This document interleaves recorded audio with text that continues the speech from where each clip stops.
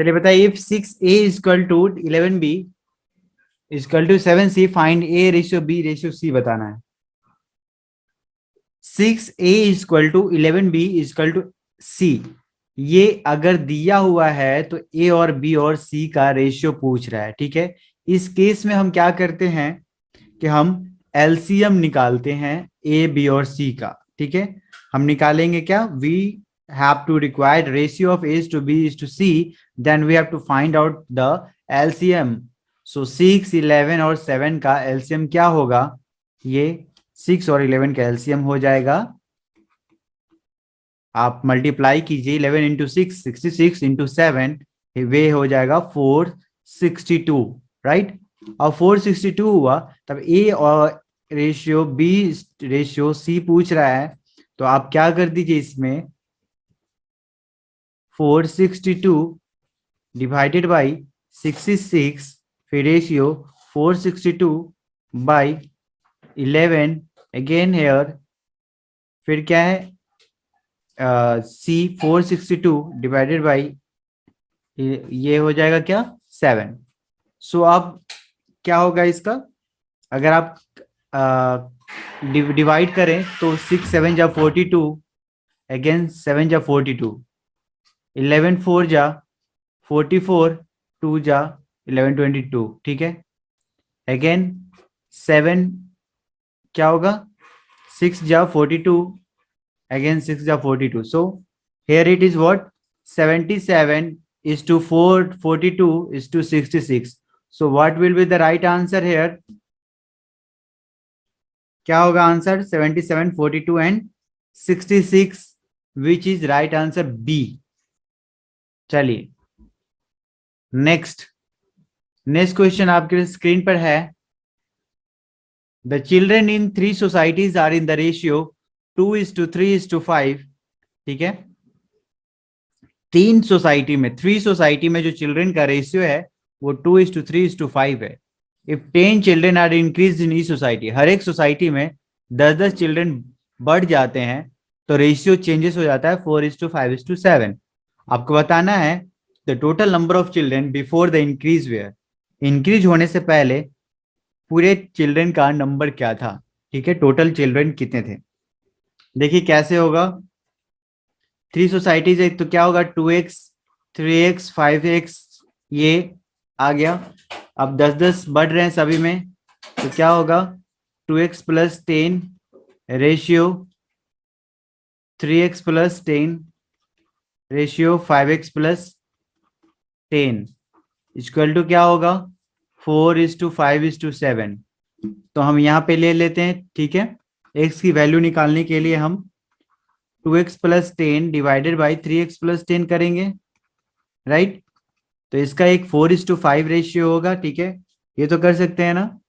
एक रेशियो मैंने ले लिया 4:5 का, 10 सभी बढ़ रहे हैं, आप किसी भी लीजिए, चाहे इन दोनों को ले लीजिए, चाहे आप इस दोनों को ले लीजिए, आप किसी दो को लेकर आप इक्वेशन बना सकते हैं। तो अब देखिए क्या होगा 12x + 40 इक्वल टू क्या होगा 10x + 50, कैलकुलेशन करेंगे तो 2x इक्वल टू क्या होगा 10, यानी x इक्वल टू क्या आया 5, ठीक है।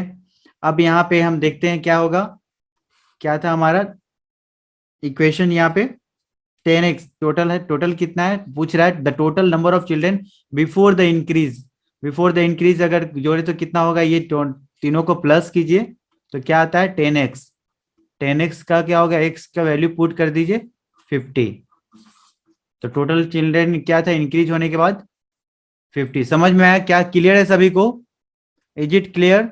चलिए अगर समझ में आया गया है, अगर ये सॉल्यूशन आपको समझ में आया तो इसी से मिलता जुलता अब एक क्वेश्चन मैं आपको देता हूं यहीं पे, ठीक है, आप उसे बताइए। आपको बताना है number of children before increase था यहाँ पे, तो आपको बताना है क्या आफ्टर इंक्रीज, ठीक है। आफ्टर इंक्रीज के बाद बताइए कितना होगा। चलिए एक्स का वैल्यू आपके पास है, आफ्टर इंक्रीज कितना आंसर आएगा, आंसर बताइए, ऑप्शन नहीं है यहाँ पे, चलिए बताइए, डायरेक्ट बताइए आंसर कितना आएगा आफ्टर इंक्रीज। क्या होगा, 10 10 10 10 सभी में बढ़े हैं तो 30 हो गया टोटल, प्लस 30 और कर दीजिए, क्या होगा 80। सिंपल सी बात है, समझ में आया। नेक्स्ट मूव करते हैं। चलिए क्वेश्चन आपके सामने। A certain amount of money is divided between A and B in the ratio of 5:6. If B gets 360, the amount is what? इसका करेक्ट आंसर क्या है? A। कैसे होगा A?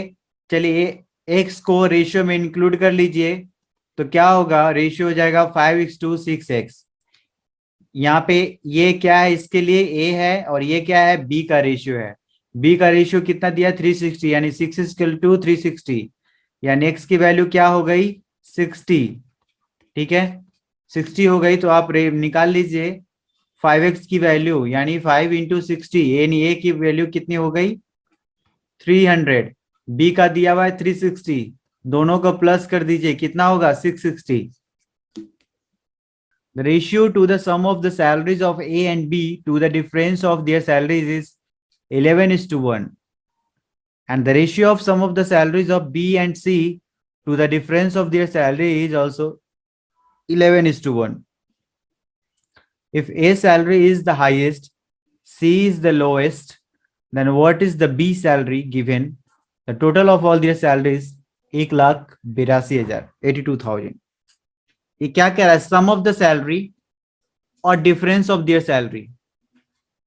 ठीक है, सम ऑफ द सैलरी और डिफरेंस ऑफ द सैलरी, मतलब यही कि ए प्लस बी और ए, ठीक है, ए माइनस बी।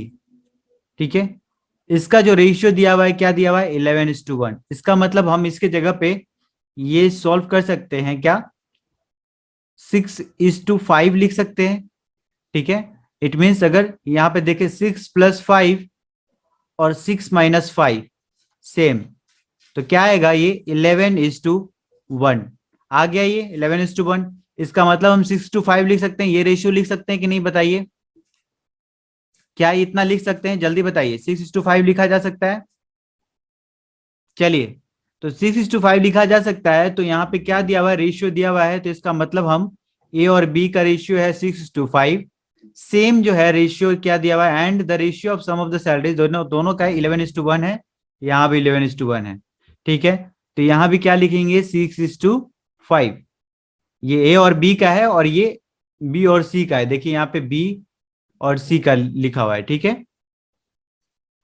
तो यहाँ पे हमने क्या किया, अगर इक्वेशन ये दोनों को कॉमन करने के लिए, ये ए बी है और ये बी और सी है, ये पूरे बी को कॉमन करने के लिए हम मल्टीप्लाई कर सकते हैं इससे, इसको हम 6 से मल्टीप्लाई कर सकते हैं और इसको 5 से मल्टीप्लाई कर सकते हैं।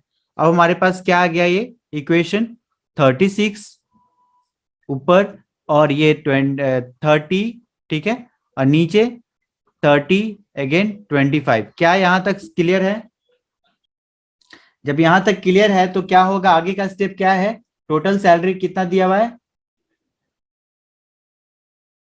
अगर प्लस कर दे तीनों को, 36x + 30 + 25x, तो कितना आएगा जी, 30 30 60, 60 20 80 5 85 91x। ठीक है, 91x इक्वल टू, अब टोटल सैलरी कितना दिया हुआ है, 182। ठीक है, तो इसको मल्टीप्लाई करेंगे तो कितना आ जाएगा वैल्यू, बताइए। 2 आएगा, 91, 2 कट जाएगा, 2000 आएगा। ठीक है, 2000x की वैल्यू आ गई 2000। ठीक है, अब पूछ रहा है बी की सैलरी का पूछ रहा है। ठीक है, तो बी की सैलरी क्या थी, हमने क्या निकाला था यहाँ पे, 30। ठीक है, 30 इंटू क्या हो जाएगा, मल्टीप्लाई 2000, तो कितना हो गया, 60। ठीक है, 60,000। क्या समझ में आया, 60,000 will be the right answer. थोड़ा सा घुमावदार क्वेश्चन था, लेकिन अच्छा था क्वेश्चन। थोड़ा सा इसमें आपको दिमाग लगाना पड़ेगा कि हम कैसे कर सकते हैं। इक्वेशन को सॉल्व करने के लिए एक्चुअली 6:5 में हम लिख सकते हैं, जो कि 6 + 5 करेंगे तो 11, और 6 - 5 करेंगे तो 1, यानी 11:1 यही बता रहा है कि 6 और 5 का हम ले सकते हैं। तो 6:5 हमने लिया। ठीक है, यहाँ पे फिर यहाँ पे लिखा हमने, देखो A/B और B/C दिया हुआ है, दोनों का रेशियो सेम था, इसलिए मैंने से लिखा। अब इक्वेशन को कॉमन करने के लिए, बी को कॉमन करने के लिए हमने मल्टीप्लाई किया 6 से, यहाँ मल्टीप्लाई किया 5 से, तो हमारे पास ये आ गए और ये आ गए। अब ये हमारी दोनों तीनों को मल्टीप्लाई कर दिया, यानी हमारे रेशियो ए का ये, बी का ये और सी का ये, तीनों को प्लस किया और प्लस करके वैल्यू दिया है 182,000। ठीक है, एक्स की वैल्यू 2000 आ गई।